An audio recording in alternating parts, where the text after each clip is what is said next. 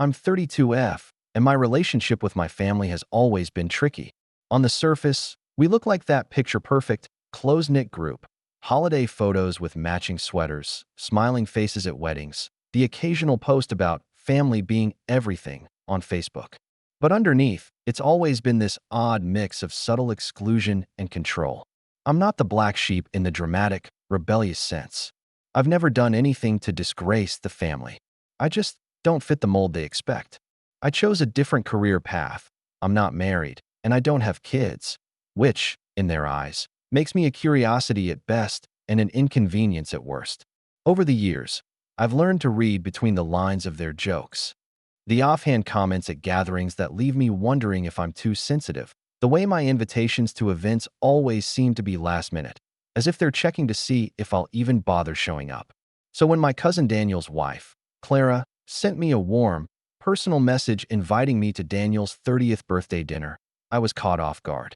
Usually, these things trickle down through my mother or my sister Iris, often accompanied by a vague, "Oh, by the way, there's something happening next week, if you're free." But Clara reached out directly, saying she really hoped I'd be there and that Daniel would be happy to see me.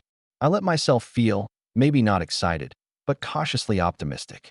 The dinner was being held at an upscale Italian restaurant downtown, one of those places where the lighting is low and golden, and you can hear the clink of cutlery from across the room. The reservation was for 8 o'clock, and I made sure to arrive right on time.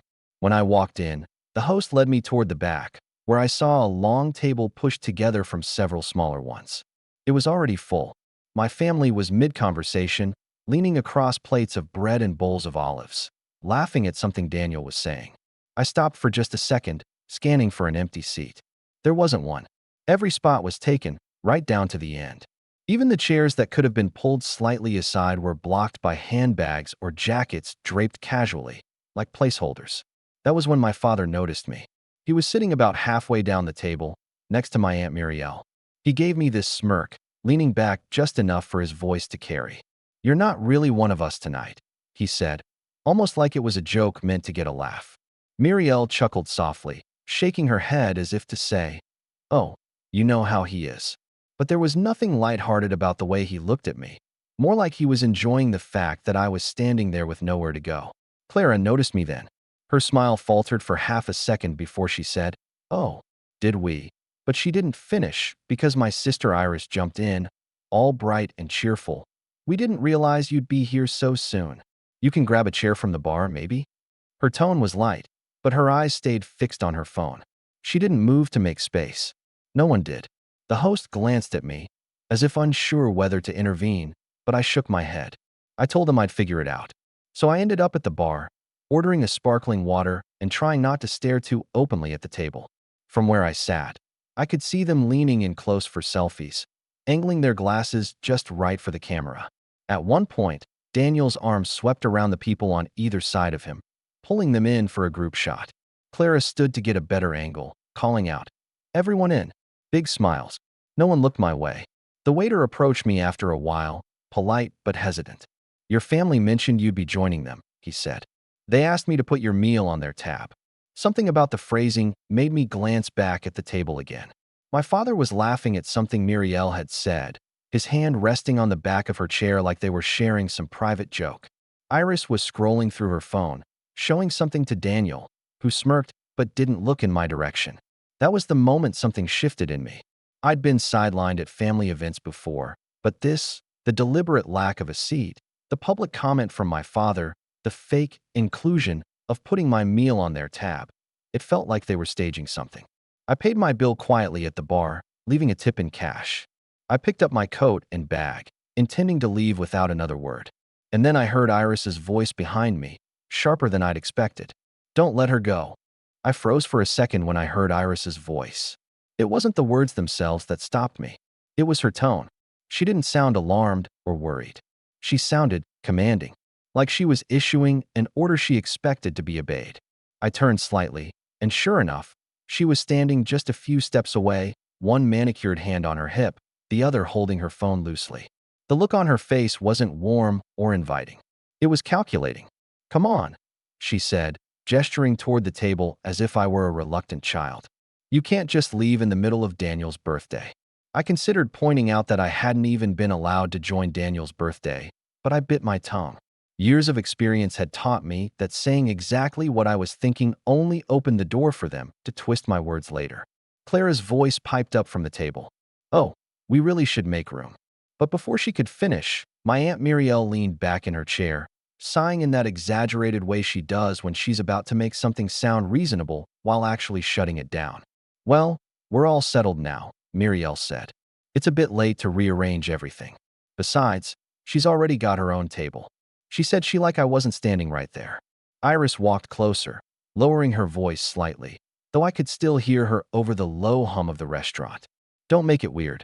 Just come over, stand for a bit, say hello, and we'll see about the rest." There it was, the expectation that I'd stand like an accessory at the edge of the group, smile for their photos, and accept whatever crumbs of attention they decided to throw my way. I smiled, though it didn't reach my eyes. That's all right. I was just heading out. For a moment, I thought that would be it, that they'd let me slip away and I could process the whole thing later in the quiet of my apartment. But apparently, that wasn't part of their plan. "Leaving already?" My father's voice carried across the table. He didn't even turn in his chair, just called it out like a challenge. "You came all this way for what?" 10 minutes. "I wasn't exactly part of the evening," I said evenly. Finally, he turned, one eyebrow raised as if I'd just said something absurd. "Of course you were. You were invited." Clara shifted uncomfortably. "I did invite her." "Yes." Muriel cut in smoothly, "and she came. That's what matters. But it's not like we can control where everyone sits in a busy restaurant." I glanced at the long table again. Every single person seated there was family. Not a single stranger, not a single random seat taken by someone outside the group. If they had wanted me there would have been space. Iris tilted her head, giving me that look she's perfected over the years, the one that suggests I'm being dramatic for daring to acknowledge reality. "If you really wanted to be here, you'd find a way to make it work," she said lightly. "You've always been independent." The word independent hung in the air like it meant selfish. It was such a familiar dynamic, them closing ranks, speaking in that calm, reasonable tone that somehow made me feel like the unreasonable one. I could feel the same old heaviness settling over me, the urge to just back down and walk away quietly. But there was also something else beneath it this time, a spark of defiance I hadn't felt in years. I could see the waiter approaching again, glancing between me and the table like he wasn't sure where I belonged. I decided to make the choice for him. "I already paid my bill," I told him. That made Muriel's head snap up. "You what?" "Want?" "Because I didn't want to trouble anyone," I said, letting the words linger. Daniel finally spoke up then, though his tone was more amused than concerned. "You didn't have to do that. We were going to take care of you." "Take care of you?" As if I were a stray cat they'd decided to feed for the night. "Still," I said, "it's done."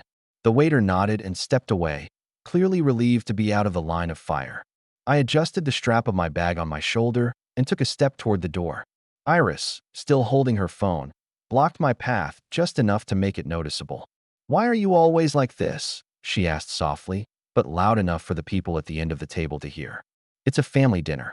Can't you just enjoy it instead of making it about you?" I blinked at her, incredulous. "Making it about me? I'm the one who—" "That's enough," my father interrupted, his voice sharp now. He'd abandoned the smirking, joking tone from earlier. "If you can't be gracious, maybe it's better you do leave."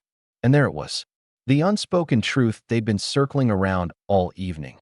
They hadn't wanted me there to celebrate. They'd wanted me there to play my part, the quiet, grateful afterthought, and I'd failed to deliver. I took a slow breath. "All right," I said simply. Iris moved slightly, no longer blocking me, but her eyes followed me like she was trying to read my thoughts. As I walked past the table, I could feel their gazes, some avoiding eye contact altogether, others watching openly, as if waiting to see if I'd cause a scene. I didn't. Not there. But I already knew this wasn't going to end here. As I pushed open the restaurant door and stepped into the cool night air, I caught a final fragment of conversation from behind me. Iris again, voice low but urgent. "Don't let her go." The words followed me out into the street. "Don't let her go." For a moment, I thought about turning around and asking Iris exactly what she meant by that. But then I remembered how conversations like that always went. They'd circle me in logic that sounded reasonable but was designed to make me doubt myself. If I went back, I'd give them the stage they wanted. I walked 2 blocks before stopping under the soft glow of a street lamp. The evening air was crisp, the faint hum of traffic in the distance. My phone buzzed in my bag. A group message lit up the screen, the family chat.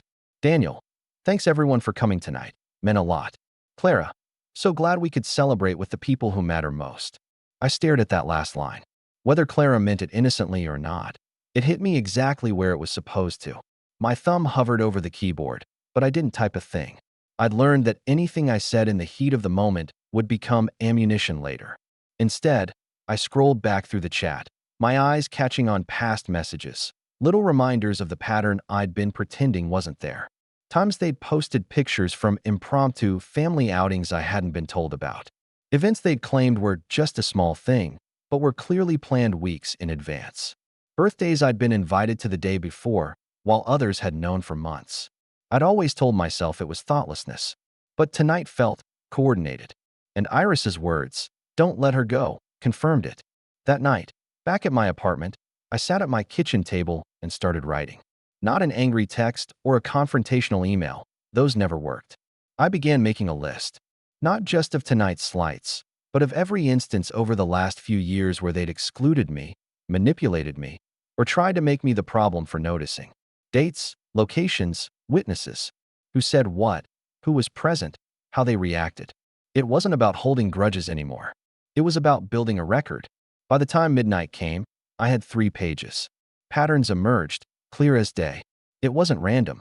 It was deliberate, a kind of social boxing out that made sure I never had footing, never got comfortable enough to challenge the hierarchy they'd built. And I realized something else. They relied on me not making a scene. That was their safety net. They could push me to the edges of the frame, knowing I wouldn't risk being painted as unstable or difficult. That was the weakness I could use. Over the next week, I kept quiet. No messages in the family chat. No calls. I let them be the ones to wonder where I was, because I knew they would. Sure enough, by day 4, my mother left a short voicemail. "Your sister said you walked out of Daniel's dinner. That's not like you. Call me back." I didn't. On day 6, Clara messaged me privately. "Hey, I hope you're okay. Sorry again about the seating thing. It got hectic." I stared at that message for a while. There was a part of me that believed Clara might have meant well. But if she'd really cared, she would have said something that night instead of letting Muriel and Iris run the show. So I left her on read. Then came day 8, a Sunday afternoon. I was home, working on my list again, when I got a text from an unknown number. "Hi, this is Anthony from Belrose Catering. I have you listed as the point of contact for the family reunion booking in September. Just confirming the menu choices." My heart gave a slow, deliberate beat. A family reunion. In September. A booking I'd never heard of. I called the number back. Anthony explained, cheerfully, that the booking had been made under my name but paid for with a deposit from your father's card. My email address was listed for all updates. I almost laughed. This was them, as usual, assuming I'd play along without question. They'd set it up so that if something went wrong, I'd be the one responsible. That's when the idea began to take shape. Over the next couple of days, I confirmed every detail with Anthony. The venue, the catering, the seating plan. I didn't change a thing. Not yet. But I made sure I was the only one getting the updates. I asked Anthony to remove my father's email from the booking for simplicity. He didn't hesitate. Meanwhile, I stayed invisible in the group chat. They went on as if nothing had happened, but little things slipped through. A comment from Muriel about how everyone's excited for September. Iris posting a photo of fabric swatches for the reunion colors. It was all happening without me, yet I was holding the keys to the whole thing. The longer I stayed quiet, the more they reached out in small, probing ways. A single question from my mother about my weekend plans, Clara tagging me in a post about fun family activities, Daniel sending me a meme with no other context. They weren't checking in because they cared. They were checking in because they needed me in place for their plans to work. 2 weeks later, the push came. Iris called me directly, a rare move. I let it go to voicemail, then listened to her message. "I don't know what's going on with you, but you need to stop being so distant. We're all counting on you for the reunion. And honestly, if you can't handle something as simple as that, maybe you should think about why you're always on the outside." I replayed that last line twice. The venom under the sugar-sweet tone was exactly why I'd started this in the first place. That night, I sat down with my list and a calendar. I started mapping things out, not just for September, but leading up to it. Quiet moves, strategic reminders to them that I wasn't as predictable as they thought.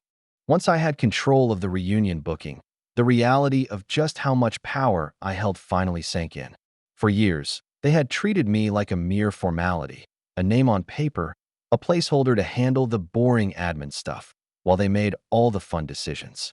They assumed I was just the background, the person who'd quietly book the venue and pay the bills without ever interfering. The perfect scapegoat and invisible organizer. But in truth, I was the one holding the foundation of their perfect little gathering. And suddenly that gave me an unexpected edge. For weeks after taking control, I didn't touch anything. I left the plans exactly as they were, because I wanted them confident. I wanted them to believe everything was locked in and running smoothly. That's when people make their mistakes. When they stop looking over their shoulders, when they become complacent, thinking no one is watching or capable of disrupting their carefully crafted world. Meanwhile, they went on planning the reunion without me, at least on the surface. I could hear about it in little ways, the offhand remarks that slipped through the cracks of their smug certainty. My mother casually mentioned how Iris and Muriel are putting together a slideshow of family memories. I overheard Daniel bragging to Clara about having booked a photographer, and the family group chat was flooded with excited posts about color schemes, decorations, and even matching t-shirts emblazoned with our family crest for the big day. Not once did they think to ask my opinion. Not once did they include me in any meaningful decision. They wanted me to show up, smile for photos, and make it look like we were a united front. But the actual planning, the vision, the control, that was theirs, which was exactly what I wanted. By mid-August, all the pieces were in place. The reunion was scheduled for a Saturday afternoon at a private outdoor venue. It had a covered dining area for meals and a grassy section perfect for games and group photos. The catering company had confirmed the elaborate menu my family had painstakingly picked out. The photographer was booked, and the payment schedule was all locked in. And then, I made my move. It started small, quiet, almost unnoticeable. I called the venue first and told them the reunion needed to be moved from the covered dining area to the open lawn. I explained that our family loves sunshine and fresh air and wanted to enjoy the outdoors as much as possible. The venue staff were more than happy to accommodate the change. After all, it was their job to please the client. What they didn't know was that I'd checked the weather forecast carefully, and on that very day, steady rain was predicted. Next, I contacted the catering company. I told them that due to dietary restrictions within the family, we'd be switching from the original elaborate menu to something far simpler: basic sandwiches, fresh fruit, and lemonade. I framed it as a more family-friendly and cost-effective option. Anthony, the catering manager, was cooperative and sent me a revised invoice without hesitation. I paid the full remaining balance myself. Every cent was worth it for what was coming. Finally, I called the photographer to cancel their booking, explaining that we had decided to keep things intimate this year. Then quietly, I booked that same photographer for a personal project I had been developing, set for the following weekend. By the day of the reunion, everything was ready. I arrived early. The sky was heavy with dark, rolling clouds, the air thick and humid with the promise of rain. The lawn was slick and muddy from the morning drizzle. Venue staff were setting up folding tables directly on the wet grass, covering simple trays of food under flimsy canopies that barely withstood the wind. When the family began arriving, their expressions were priceless. Iris was first out of the car, wearing a pristine white sundress that was already spotted with raindrops. Her voice was sharp, borderline accusing. "What is this?" "This is the reunion," I said calmly, watching the disbelief cross their faces. Muriel spun around, looking at the absence of the covered dining area and the lack of the elegant catered meal she'd been anticipating. "Where's the covered area? Where's the dinner we planned?" "Dietary changes," I answered evenly. I didn't want anyone to feel left out. Daniel showed up next, his eyes immediately drawn to the trays of sandwiches. He muttered something under his breath, then turned to Clara, frowning. "Where's the photographer?" "Oh," I said lightly. "We decided not to have one this year. I thought it would be nice to just enjoy the moment." Halfway through their feeble attempts at family games, the rain began in earnest. People huddled under the canopies, clutching paper plates that sagged and bent under the damp air. The grass beneath us turned to slippery mud, coating the matching t-shirts they'd so proudly worn with dirt and water, clinging uncomfortably to their shoulders. They tried to salvage the afternoon. My father gave a heartfelt speech about togetherness, his hair plastered flat against his sweaty forehead. Iris insisted it wasn't as bad as it seemed, though her eyes remained fixed on me across the lawn with cold resentment. I stayed polite throughout, helpful even. I refilled cups with lemonade, passed out napkins, made small talk with distant cousins who didn't know the full story behind the tension. I made sure to give them nothing they could later use as proof that I'd ruined the day. But they knew. Oh, they knew. The moment everything unraveled was when the wind caught one of the flimsy canopies, lifting it just enough to dump a sheet of rainwater directly onto the table of sandwiches. There was a collective groan. My father's eyes locked onto mine for the first time that day, really locked on. And I saw that flicker of realization pass through his face. He knew I had done this, but he couldn't prove it. By mid-afternoon, people started leaving early, mumbling polite excuses about the weather. The big family photo never materialized. The slideshow that Iris and Muriel had so eagerly prepared was never shown. The perfect reunion they had envisioned had been washed away, quite literally, into a soggy, miserable, uncomfortable mess. I stayed until the last car pulled out of the parking lot. Then I walked to mine, pulled out my phone, and checked the email confirmation for my photographer booking the following weekend. The forecast promised bright sun and clear skies. In the days afterward, the family group chat fell eerily silent. A few distant relatives posted blurry, gray photos of people under umbrellas, clutching soggy paper plates. No one tagged me. No one thanked me for handling the booking. And I didn't reach out either. That was 2 months ago. Since then, the calls and messages have slowed to almost nothing. Iris hasn't messaged me once. My father sent a single text, "We need to talk," which I ignored. Clara liked one of my unrelated social media posts, but didn't comment. I haven't been invited to a single family gathering since. And that's fine, because now, when they think about me, they don't see the quiet, grateful afterthought they thought they could push to the side. They see the person who smiled through years of petty games, who took control when it mattered most, and watched their own plans collapse under the weight of their arrogance. They'll never admit I outplayed them, but they'll remember. And that is enough. Thanks for watching. Share your thoughts in the comments. If you like this story, don't forget to like and subscribe for more content like this.